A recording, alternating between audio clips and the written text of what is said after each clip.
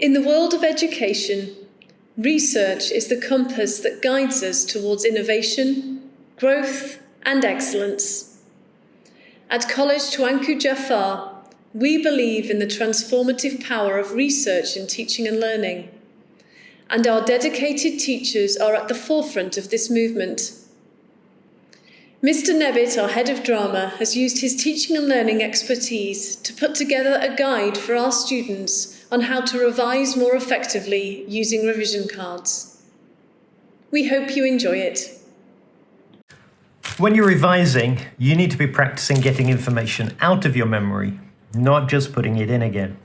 This is known as retrieval practice. And flashcards are one of the most powerful retrieval practice tools you can use. In this video, I'm going to talk you through effective ways to make and use them.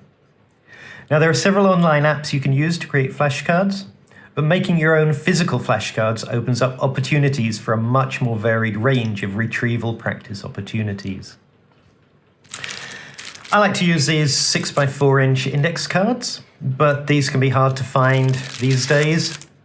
So you might like to make your own from A4 card or paper and cut it down to size, whatever size suits you. Smaller cards are easier to carry around. Now, making the cards is going to help you learn and revise as much as using them, because your brain will be actively selecting, transforming the information you put on them, which helps to cement that knowledge more securely in your long-term memory.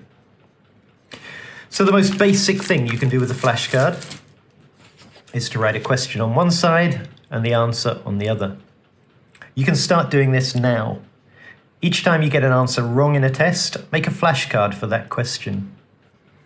If it's about facts, just write the question on one side and the answer on the other. If it's about procedures, how to multiply fractions, calculate force, or make a dovetail joint, write the question on one side and the process, along with the answer on the other. You could also write down the error you made on either side.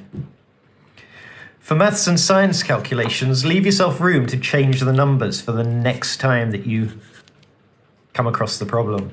That way you're answering different versions of the question, not the same question over and over. If you answer the same question over and over, you risk remembering the answer rather than going through the process of working out the answer. We can make our flashcards a lot more powerful than just question and answer though, if we can use both sides of the card as retrieval practice stimulus. To use this multiplying fractions one as an example, obviously I can look at the question side of the card and test myself, do I know how to multiply fractions? Or I can put the card back into my pack the other way up. The next time I come across it, I've got a procedure here, and I can ask myself, do I know what this procedure is for? Do I know that this is multiplying fractions?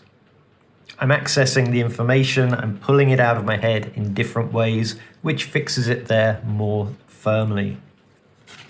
This is one of the ways which physical flashcards are better for your learning than flashcard apps. You can use both sides. So, how else can you optimize your use of both sides?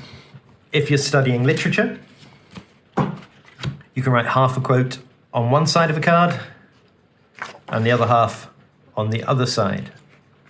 You can do the same with formulae. You can write the cause of a historic event on one side and the date, the countries involved, the effect it had on the other side. You can write scientific or economic theory on one side, the theorist who formulated it, or an explanation of it, or both on the other. And you're not going to limit yourself to subject content. Make flashcards for the command words used in your exams. Discuss, calculate, evaluate, and so on. Write the command word on one side and an explanation of what it is telling you to do on the other. Include all those reminders that your teachers keep giving you. If the exam you're involved in includes essay questions, make flashcards for the structures you need to follow for the essay types you're likely to be faced with: discursive, narrative, procedural, persuasive, and so on. This is for persuasive. I've written the 4 stages I need to go through to write a persuasive essay on the other side. And you can go further than this and include essay plans for specific questions that are likely to come up, or past questions. Write the question on one side and an outline of the structure, the sequence, the points you're going to make, the facts, the evidence you need to include in that essay in the order it's going to come on the other side. Even if those specific questions don't come up, you're fixing the structures for that type of essay in your memory, and the information for a different question on the same topic, if it comes up, more securely up here, and making it much more easily retrievable. Another way in which physical flashcards offer more flexibility than flashcard apps is you can sort and sequence them. If we go back to our literary quote card, if I write the character who says it on one side, or the themes it illustrates, or the aspects of that character that it illustrates on the other, then I can start sorting my cards. I can gather together all my quote cards from that text. I can turn over the theme side so I can't see it, and try to sort my quotes by the themes that they represent. I can hide the character card, and I can try and sort my cards by character. Just doing something different, processing them in a different way, is going to help fix that information more securely in your memory. I can hide the side that says what aspects of this character this quote illustrates, and again, sort them by the different aspects of the character that I might be required to write about. I can also sequence them as timelines. If I've got a series of events from history, or a sequence of actions in a physical process, the water cycle, volcano, whatever, I can arrange my flashcards as a timeline. I can decide what order should these go in. Well, I know that came first. I know that that must have come before that. I think that that happened before that.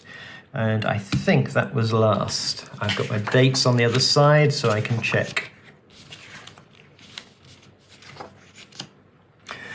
And I can also sort them in order of importance. If I'm revising perhaps the causes of a particular historical event, the causes of the First World War, I can take those causes and I can sequence them in their order of importance, the size of the influence that they had on that specific outcome, that specific event. And finally, I want to introduce you to a really effective way to schedule your flashcard use. You should be taking them everywhere with you, using them every opportunity you get. But what's known as the Lightner method is going to help you optimize that time. You're going to begin by getting 5 holders for your cards. It could be a box divided into 5 sections. It could be 5 envelopes. It could just be 5 elastic bands. And each of these containers, each of these piles of cards you're going to create, represents a different gap between the times you look at them. There isn't a have to do it this way rule for this, but a good guideline is that box 1 or pile 1 you look at every day. Pile 2 you look at every 2 days. Pile 3 every 3 days. Pile 4 every week. Pile 5 every 2 weeks. It's probably a good idea to write down your dates from your starting time for these. Perhaps not for the everyday one, that's obvious, but for the 2, 3, 1 week, 2 weeks, write down the dates you're going to be looking at those so you can keep track of it so you don't lose track. On the first day, you're going to begin with all your cards in box 1. And you're going to go through all these cards. Each time you get a question wrong, you're going to move it to the bottom of the pile. Each time you get a question right, you're going to move it to the next pile along.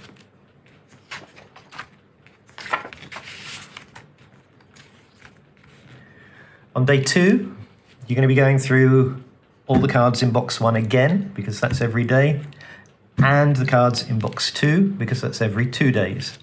Again, the same process. If you get a question right, you move it along. If you get a question right from box 2, you move it into box 3. If you get a question wrong in box 2, however, now you're going to move it back to box 1. On day 3, you're going to be looking at everything in box 1, because that's every day, everything in box 3, because that's every 3 days. Again, questions you get right are going to move along one box. Questions you get wrong are going to go back to box 1. An important thing to remember here is that you're not testing yourself until you get it right. And they go, okay, I know that, I can take that out. You're going to be testing yourself until you don't get it wrong. Until you've got no more cards left in box 1 or box 2 or box 3. That's when you know you've got that information firmly fixed in your memory and you know that you can easily get it out again. Hopefully, this has given you some ideas to work with and you're going to go into your exams well prepared, confident, ready to pull information you need out of your memory.